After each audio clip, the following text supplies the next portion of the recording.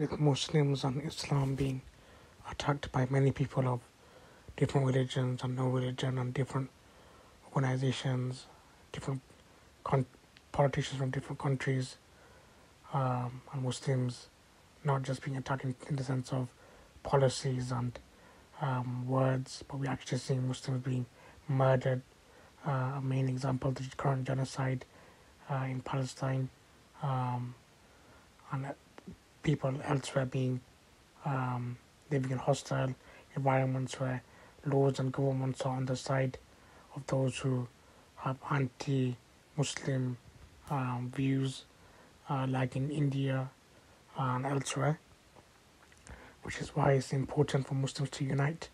And like other times when I've spoken about uniting, nobody is saying you have to completely adopt the views of the other person. You might disagree on things, but you can unite in the sense of you are both Muslims and you are uniting to the betterment of Muslims and Islam, and you are brothers in faith. And if you believe that the other person has views that are disbelief, then you can still view them as Muslims, and you will explain to them why you believe things that they have said or done or whatever else is disbelief.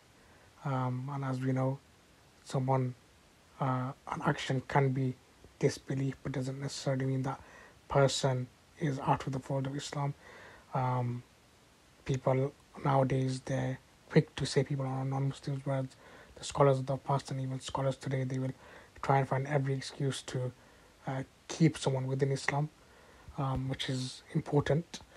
And now more than ever, it's important for Muslims to unite.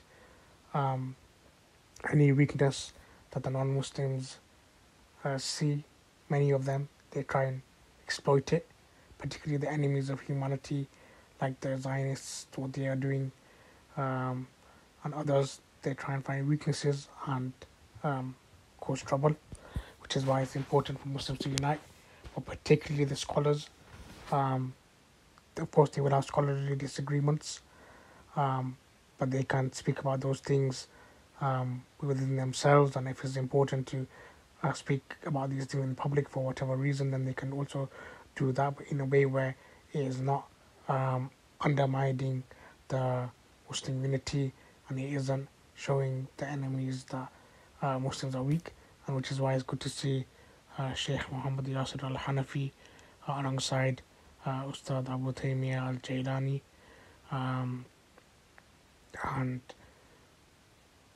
like any other people, scholars, students of knowledge, people will have different views, even with people who are from the same methodology, ideology.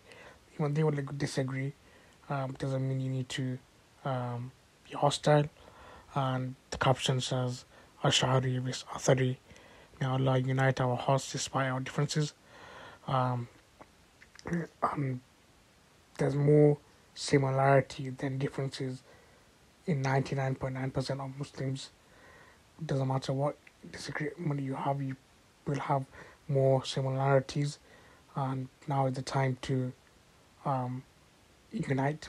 But like I said, it doesn't mean that you're uniting upon any and everything that the other person views and says and whatever else. Be uniting as Muslims for the betterment of Islam and Muslims, and particularly against those who wish to cause Muslims and Islam harm, and create a better understanding.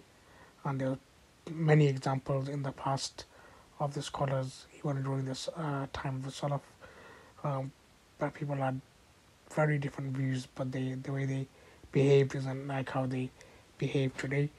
Hopefully there were discussions held to clarify different understandings, and hopefully people from both camps of supporters of both the scholars aren't now gonna say label them X, Y, and Z because they are alongside one another.